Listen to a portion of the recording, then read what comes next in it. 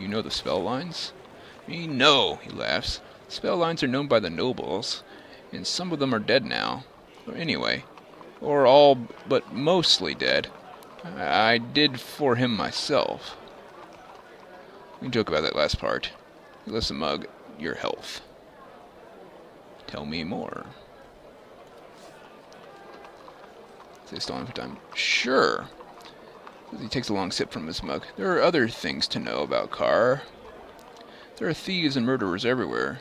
This place is like one big prison. You have to be careful everywhere you go. Say, aren't you thirsty? Sure.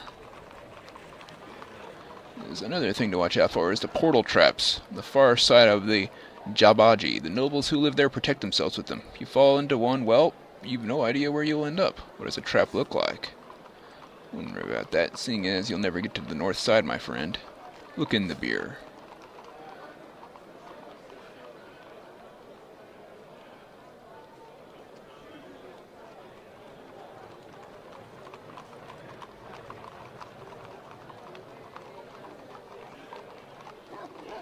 Let's pray for aid. Something happens. Gradual warmness floods your being. A moment later, you're violently sick. He doesn't sound defeated. Get you one way or the other. I don't mind as how. Before you know what is happening, he's grabbed a longbow from the wall. Notching arrows, aiming for your heart. No one escapes from Van Gorn the murderer, he gloats, pulling back the string. Cast a spell.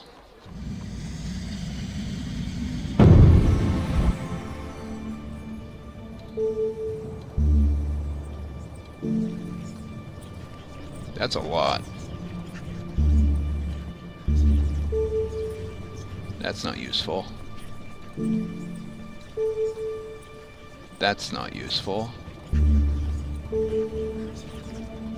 So I could force field or make him a klutz. Anything else? I could zap him. Law? Law isn't useful. I think I'll make him a klutz. Way off. The bolt flies up and buries itself in the ceiling. He shakes himself in rage, clearing the effects of the spell with impressive concentration. His fingers release the arrow.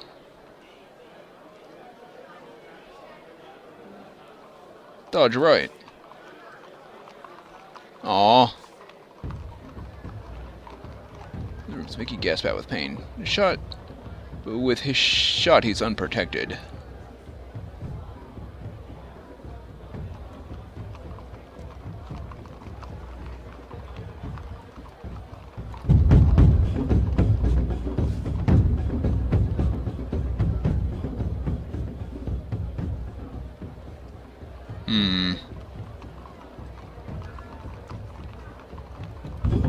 Yeah.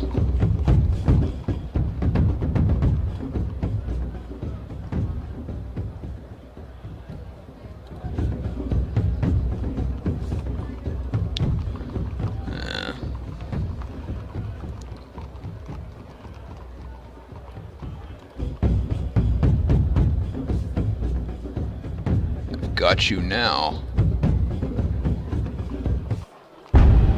Skilled swordplay.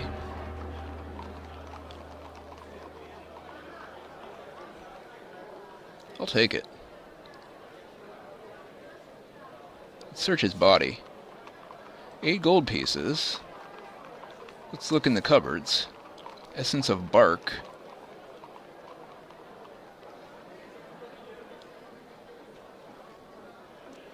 Take both.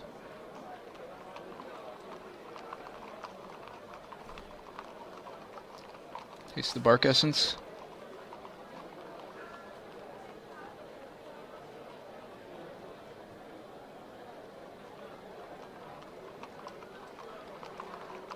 Examine the hangings. These look like rich treasures from a much grander household, made of thick cloth. They're exquisitely decorated with images of orcs and trolls being hacked to pieces by a hero with 2 blades and a silver crown. There's a especially large bulge underneath it. As you watch, the bulge moves. Look behind them. Gigantic spider. Landing on your chest. Freeze. Stay still. Stay still. Jumps on top of your head. It settles like some kind of absurd hat. Then it jumps across the room and scuttles away to hide behind another hanging. What an enormous sigh of relief. So I got shot with an arrow and stabbed once.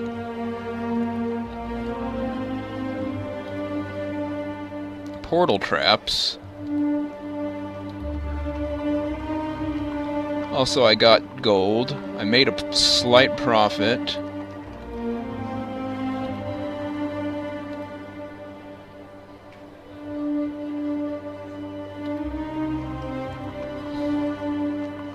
Essence of bark and poison.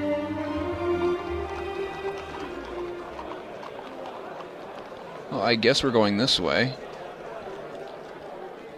A long street which grows narrower and more winding. On the other side of the slum dwellings rise high. Faces appear and disappear behind drapes.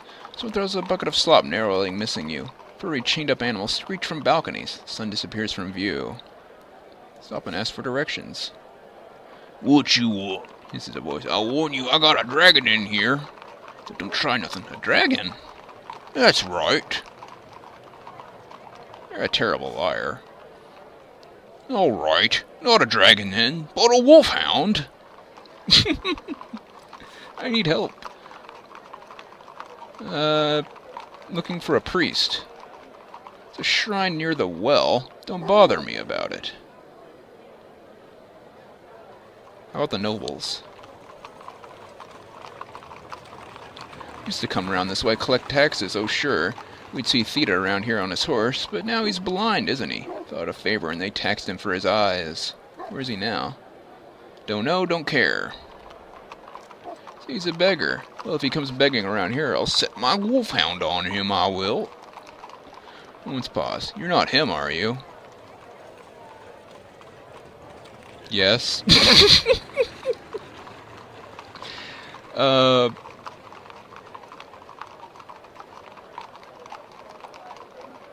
Yes.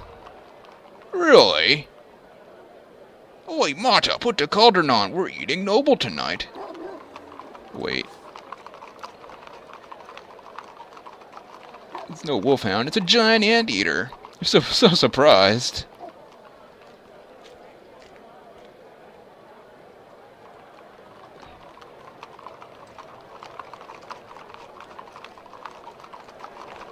Ow, that hurt.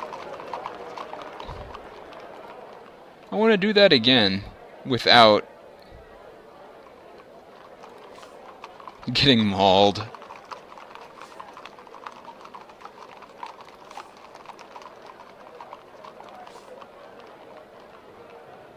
Priest.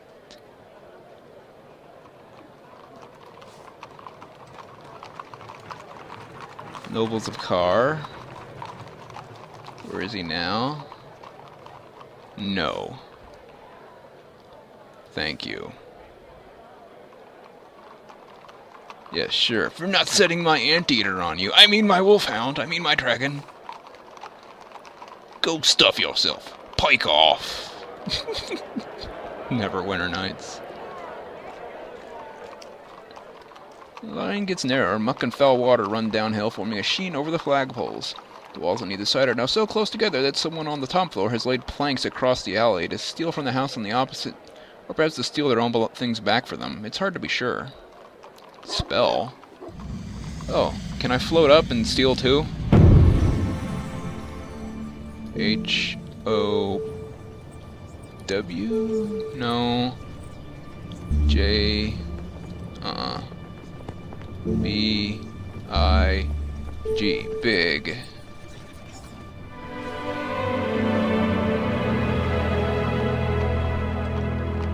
Let's remove the plank.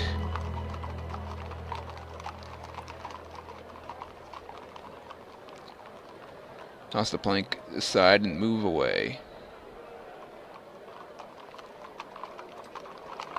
I'm huge! Bad robber. Stop it.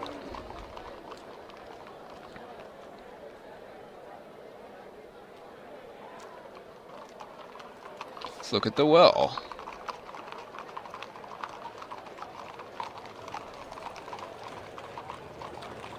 look down the well. I could climb down the well, but I'm looking for a priest.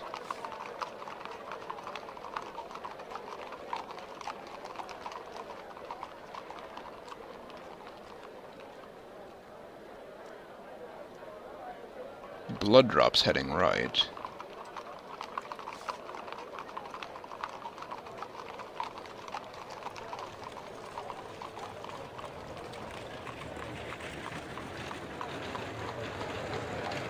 I don't know where the priest is. No, there's a priest supposed to be around here. Where is he?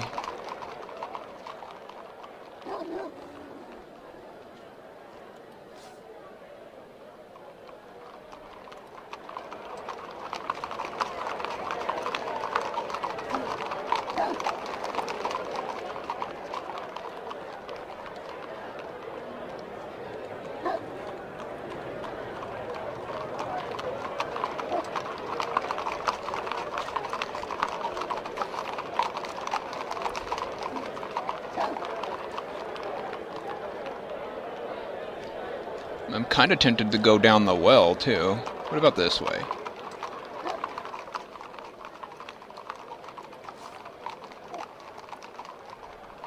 Oh, it's not there. Here's the priest, a stone shrine.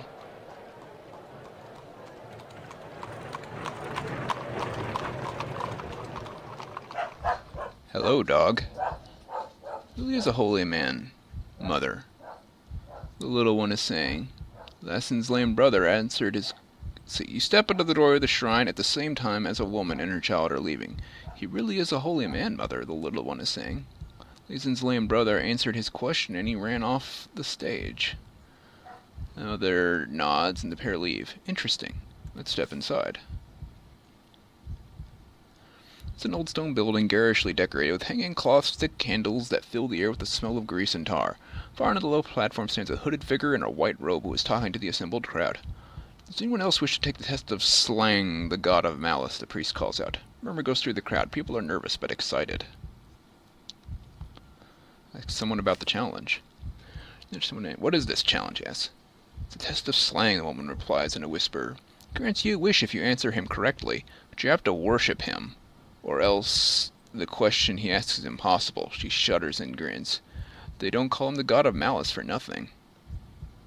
Your heart's so cold, taunts the priest. Does no one here want anything? Is no one in dire or deadly need of a god's aid? Examine the crowd. It's a mixture of young and old, women and men. Some cheer and joke and murmur. Others have their legs and arms folded in a devout pose and pray through silent lips.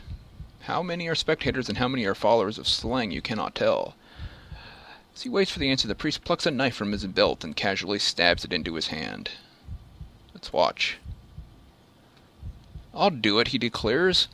The group cheers. The geriatric is helped up to the platform. You follow the slang, the priest asks. The man spits. Very well. The room of gong sounded. The crowd falls silent. What should you choose? Demands the man. Will you take the impossible challenge or pay the price of the easy challenge?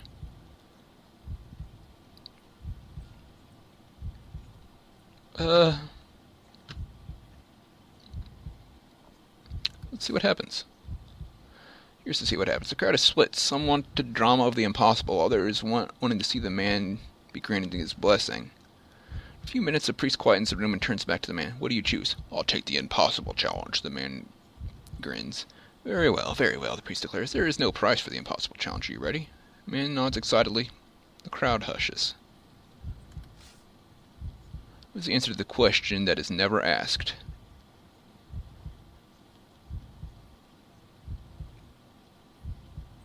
Silence. Clever answer, but not correct. Try the impossible challenge. They think they'd get the hint.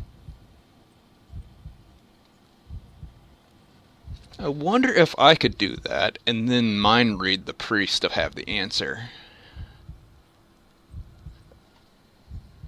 It really depends on what spells they let me have. I don't really feel like giving up my shape-shifting spirit for a god of malice. Maybe if there was a good god. Like a nice god. A god of being helpful and good. Not a god of I'm evil.